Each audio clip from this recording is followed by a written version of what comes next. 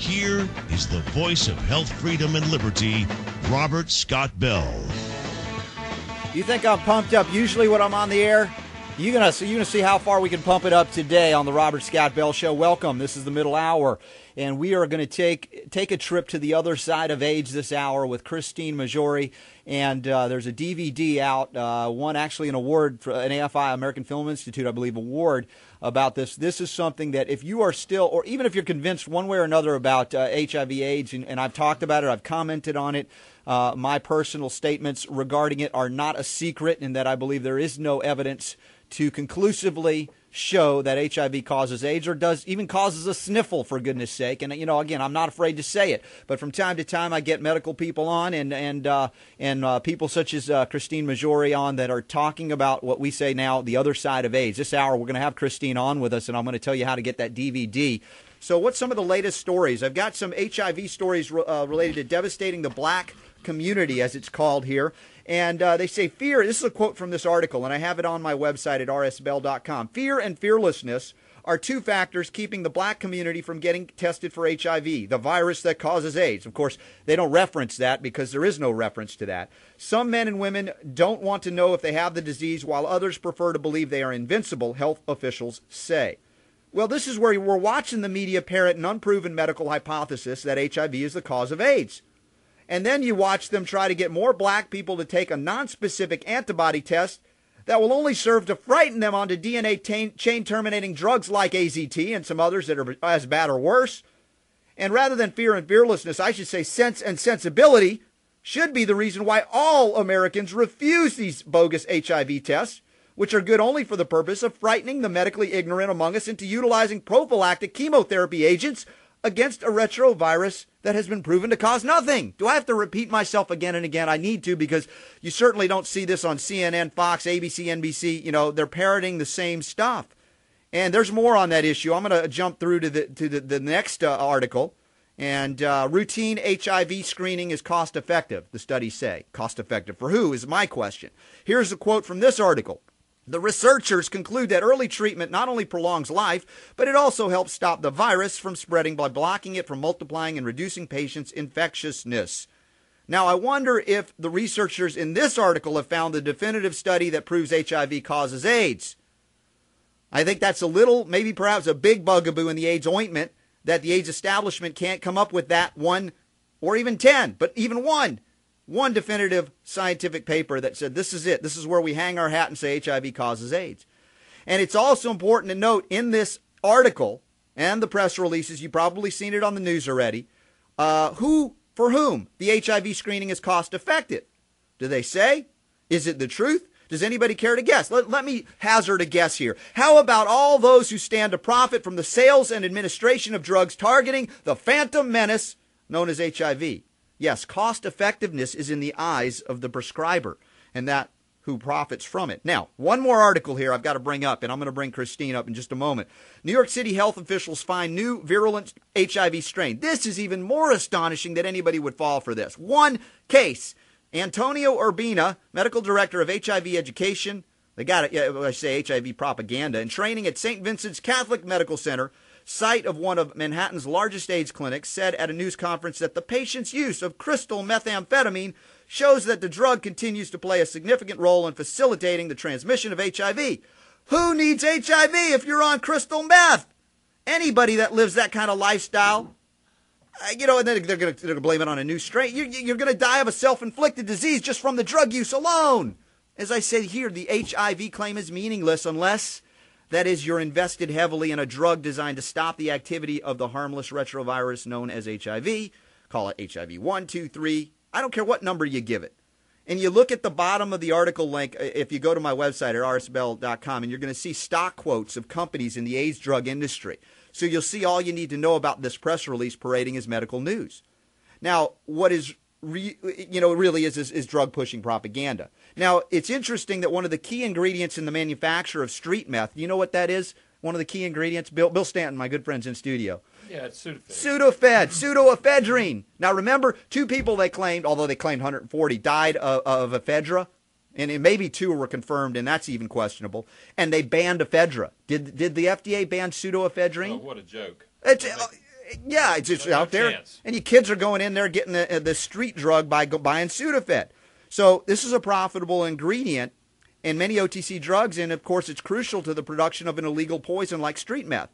It carries on the death and destruction so intricately a part of the pharmaceutical industry. Now, I try to find positive drug stories, really I do, but they make it so darn difficult. So what conclusion can we draw from this and these other stories? In this case, it must be that pseudoephedrine causes HIV. How's that? No, wait, let's try and rethink that. Wait, it causes AIDS. No, wait. No, what it's really doing is causing FDA officials to squirm as more of their illicit relationship with the drug industry is revealed. What we got is pseudoscience parading as science, and brave people like Christine Majori said, something just doesn't feel right, and I'm going to go a different way here. And she did it long before a lot of the people have stepped up and said, I got to question a lot about this scientific hypothesis and see where is the proof here that HIV causes it before I step into the dangerous chemical drugs that are being used to treat here. And Christine, it's a testament to your bravery and your willingness to live your convictions that you are strong and healthy and you have two vibrant, wonderful children as evidence that we don't all have to follow the medical party line on this or many other, let's say, pronouncements. Yes.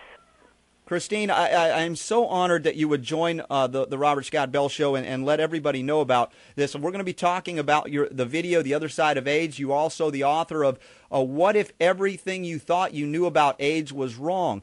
I have to ask this. You were given this supposed diagnosis. Basically, they gave you an HIV test that said you were positive, maybe not positive. And this was back, what, 91 or 92? 1992, doing a routine medical exam, it was suggested, even though I had no symptoms and no risk factors and no particular concerns, that I'd take a test just based on the idea of social responsibility. And I thought it was a good thing to do. I thought being socially responsible was good. So I took the test, and I was shocked and devastated when my results came back positive, but then I learned that they were only sort of positive.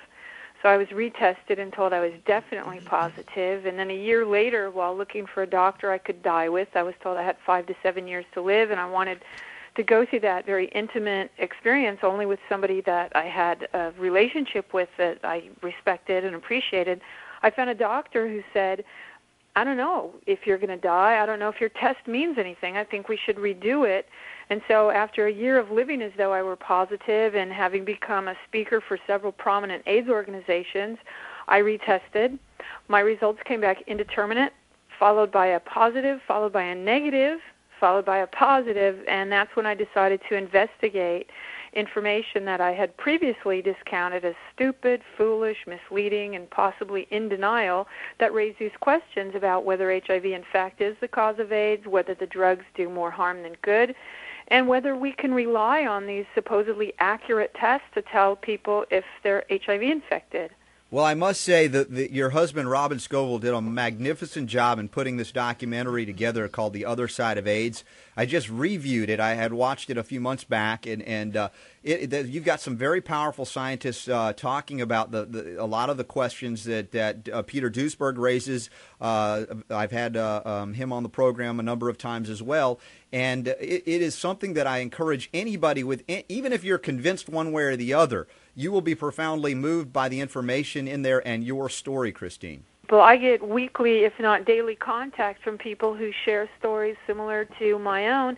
And we also have something else in common, that we're excluded from the mainstream media, and AIDS organizations don't want anything to do with us. One woman contacted me not too long ago, diagnosed the same year as I was, who's never taken the drugs, has enjoyed perfectly normal health, and thought her story would offer hope, and that people in, the course of what we call AIDS education would want to hear from her too. She went to her local AIDS organization, volunteered time, and was turned down. They said she gives out a message that they can't support. In other words, if she's not on the drugs, they don't want to hear from her. Well, that seems to be, They don't want people knowing or thinking or suggesting that we might be able to live full, healthy lives without these toxic chemicals. Well, it goes to the question of motivation here. We've seen that in the video, in the DVD on The Other Side of AIDS, there was a meeting you had with then Mayor of San Francisco, Willie Brown. and you were revealing all of these things about the non-specificity of the HIV antibody test and all these other things, and yet in the end, no policy was shifted whatsoever. And you also acknowledged the fact that they were getting big money from the government in promotion of these AIDS drugs, and specifically only one idea regarding the HIV/AIDS thing, what to do about it. I think that's the problem with the various AIDS organizations, and also, as you point out, with the city of San Francisco, is they exist on a lot of federal funding that's predicated on the notion that this is a growing problem, you need these drugs to survive, and everyone should be tested. When you come up with these challenges, it's toxic to their funding, it's toxic to their agenda. And what's interesting about San Francisco is that the number of people testing HIV positive in that city peaked 20 years ago. Yet every week in San Francisco they declare an AIDS state of emergency and get more and more federal funding for numbers that are just have done nothing but go down, and positivity since the 80s and in AIDS cases since 1993 have done nothing but decline, and the funds are ever increasing. Well, these big cities have become AIDS welfare junkies, basically. We've got a welfare state that basically means what's underlying it doesn't matter. Just keep sending the money. We'll do whatever you ask of us. And that is, true of anybody that finds what you call a cash cow, which is also the sacred cow that cannot be questioned of AIDS, HIV. And a story like yours should be trumpeted on every news show as the possibility of, quote unquote, surviving and thriving despite this HIV positive status. And yet it is hidden in the corners and relegated to some, again, I say an anomaly or some kind of I don't know what you would say, some strange genetic mutation. Well, people discount it as I'm lucky. It's a special genetic quality I possess, or I have a less virulent strain as a virus. And I can tell you, just scientifically, there's no evidence for any of those claims. But also just in practical, everyday knowledge, I know couples in which both persons test positive, one's on drugs and one isn't, and the one who's not taking the drugs is the one who's thriving and surviving, and the one taking the drugs is sick and challenged and often dying. Once again, I've got Christine Majori on from The Other Side of AIDS, a fantastic DVD everybody needs to get to really open your eyes to this scenario that there's another possibility or likelihood regarding what is AIDS, what it is not. And you can go to theothersideofaids.com. Also, Christine's got a website called aliveandwell.org. Great information there, aliveandwell.org. Both of those sites are linked on today's information on the radio show at rsbell.com. And also, Bill Stanton is in studio. Bill, you commented on the original press conference with Robert Gallo where they pronounced that HIV was the cause of AIDS. Yet before that, the CDC was on board with Peter Duesberg and his ideas. Yeah, it's really a tragedy that the government had this information, and they had it right to begin with, that the entire problem had started with this massive illicit and licit, including medical drug use, of the first people that showed up with it, and the complete and total pharmaceutical destruction of the human immune system led to this, and the government knew this all along, and it just did not suit the virologists and the pharmaceutical companies because there was nothing in it for them if this was the case. Big surprise. Have you seen a drug agenda out there, Christine? I mean, it's not like we haven't talked a little bit about it. Well, what I see is a system that by necessity is self-perpetuating, like this news item that you brought up that they're urging everyone now to get an HIV test. This is particularly interesting because the time that Bill was referring to, 1984, back then they estimated that 1.5 million Americans or more were HIV positive. Then it became 1 million. Then in 1996 it became 900,000. This is just an estimate, by the way. There's never any clear data on how many Americans actually test positive. So they're urging everybody to take the test, in a certain sense you could say, so they can become clients of this, drug system that we have here. It's presented as something good for the public, but think about it a minute. The number of AIDS cases, HIV positivity in this country is entirely based on estimates. It's been doing nothing but go down over the last 20 years. if you take a screening test and you come up positive, you can lose your right to get health insurance, to travel to foreign countries. You can be arrested for having consensual sexual relations, depending on the state in which you live. You may not be eligible for certain jobs. Socially, you can, consider yourself ineligible for a lot of social activities. The drugs cost somewhere around $20,000 a year. They cause everything from liver toxicity to kidney failure, paralysis, bone death, heart attacks, and strokes in children as young as 6, physical deformities, all for, if you notice what the article says, 18 months of extended life. They're suggesting everyone take this test, which does not diagnose HIV infection, which could cross-react with a number of factors and give someone who's never been remotely exposed to anything close to HIV a positive result. And what you get in exchange is all these restrictions on your life, $20,000 a year in medical expenses or more, the possibility of developing all these devastating side effects, and potentially 18 months longer life. It's a crazy system, and again, all based on these estimates that have never been verified by counting actual positive test results in this country, because when they do, the numbers are so low, it's not even worth mentioning. Well, it's a paradigm issue, as I've said on this program, that there are life-sustaining behaviors and diets and lives that basically do not require the use of medical drugs except in extreme emergencies and necessities. And the paradigm in the pharmaceutically inclined and sponsored and sanctioned medical allopathic community is that every disease has to be a drug deficiency disease. It's as if the AIDS disease is a deficiency of protease inhibitors. It's a deficiency of DNA chain-terminating drugs like AZT, which is the furthest thing from the truth. I mean, we realize being on corticosteroids, which are immune suppressant drugs that are used for a lot of different things, are enough to mimic anything in the syndrome of AIDS. And yet that is not being addressed. It's always pointing to a retrovirus that, as Peter Duesberg has said on this program, is as pesky, less pesky than a little gnat. In reality, I want to bring something up. You said, using drugs in extreme emergencies, and that reminds me of a very important point. Some people who are very, very sick have actually taken these very toxic AIDS drugs and experienced relief from symptoms. The relief is oftentimes temporary, and then it's mitigated by these side effects that eventually develop that they can cost you your life. But some people have actually benefited from taking those drugs. There's stories out there. We all know them. We've all heard them. But there is no evidence in the scientific literature that this happens consistently under controlled circumstances. Right.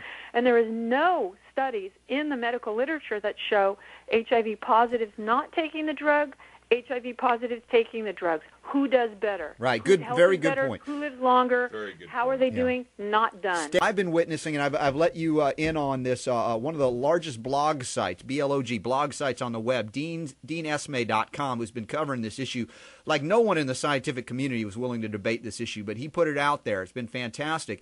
And Christine, he credits seeing the other side of AIDS as finally getting him to the point where he says, "Look, there's no science behind this HIV causation theory or paradigm or hypothesis." And I'm over it. HIV doesn't cause AIDS. We get it right at the website. You can see some viewer comments where people say things like, "This film turned their world upside down."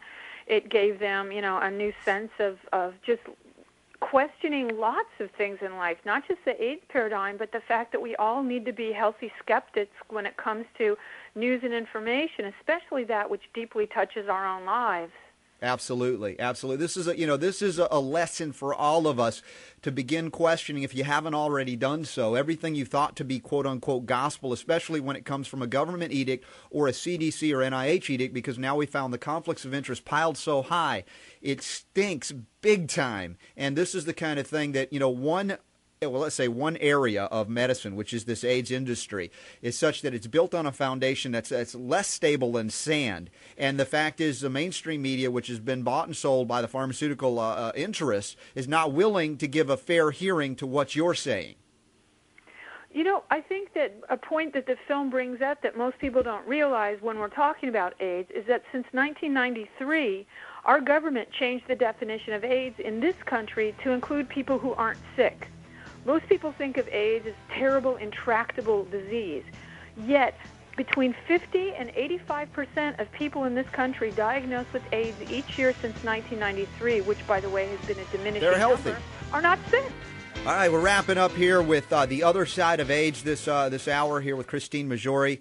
Really a living inspiration. And once again, that video called The Other Side of AIDS is available on DVD and VHS, and it's something you don't have to be a scientific egghead to watch. Anybody can watch and understand this. As I said, it's very well done. Your husband, Robin, did a terrific job in putting this together, and I think anybody coming away is going to have a different view. And again, it isn't done to convince as much as it is to present. And I think that's if you're afraid of knowing the truth, of course, that's another story. But I know a lot of my listeners want to know the truth, and that's why we bring this information to them. And Christine, thanks again for being a part of the show. Oh, thank you.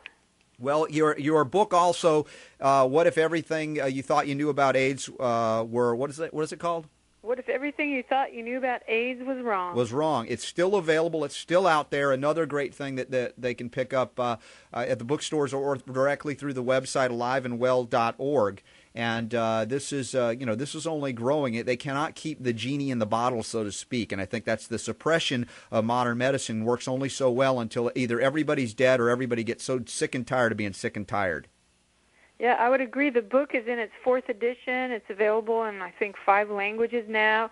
And we're going to have to do a second printing of the 4th edition. And I don't know how many, 30,000, 40,000 copies sold, all by word of mouth. Amazing. And that's the thing I've seen with people regarding natural health and healing. They don't get the support of the media. The public relations companies, try as they might, often don't get anywhere. Or if they do, they're ridiculed and marginalized on the Today Show when it's alternative. It's as if Katie Couric never met a drug she didn't like. And, this is the kind of concept that is going to change as the people are making their vote by rejecting these drugs and starting to live a healthier lifestyle like you have done. Yeah. And in closing, I'd just like to mention a couple of things that I think are really important that people understand. There's no HIV test that the FDA, who it seems approved just about anything, has ever approved for the actual diagnosing of HIV infection. There's no test that they say can tell you whether or not you actually have the virus. An antibody response, sure, but what does that mean? We don't know. Astonishing. And there's no standard for what a positive test result is. What is a positive at one lab or one agency is completely different at another. And you can be deemed positive or negative based on the information you give when you take a test. If you identify yourself as someone who's had drug use in their past or is gay, you can be bumped up to positive from an indeterminate result. And, people again need to remember when they think of AIDS, AIDS no longer requires being ill in the United States of America. Interestingly, in Canada, you still need to be ill to get an AIDS diagnosis, and they're down to something like 160 cases a year at this point. What's wrong with those Canadians making sure that people are ill before they're called AIDS victims? My goodness. But it's crazy because you could have an AIDS diagnosis in the United States and move to Canada and have that diagnosis rescinded. Try that with a brain tumor. Well, exactly. This is what we're talking about is they don't have the science on their side, and it's an emotion, it's popular opinion, and it isn't hardcore science, which is what we're trying to rely upon, which is the only thing Peter Duesberg's ever been saying. Where's the science? Isn't it really just American? By definition, by social structure, the definition of AIDS changes from country to country, That's right. year to year, and it's influenced by a lot of factors that have nothing to do with science and medicine, and that's really important to remember when looking at this. Christine, thank you so much for being a part of the show. I know we're going to do this again, and I'll let everybody know once again about The Other Side of AIDS. I have a link to theothersideofaids.com to pick up this DVD by your husband put together. It is fantastic. It's changing hearts and minds and giving positive, uplifting messages to perhaps one day millions of people that will not fall victim to this pharmaceutical agenda. Christine, thank you so much. Thank you.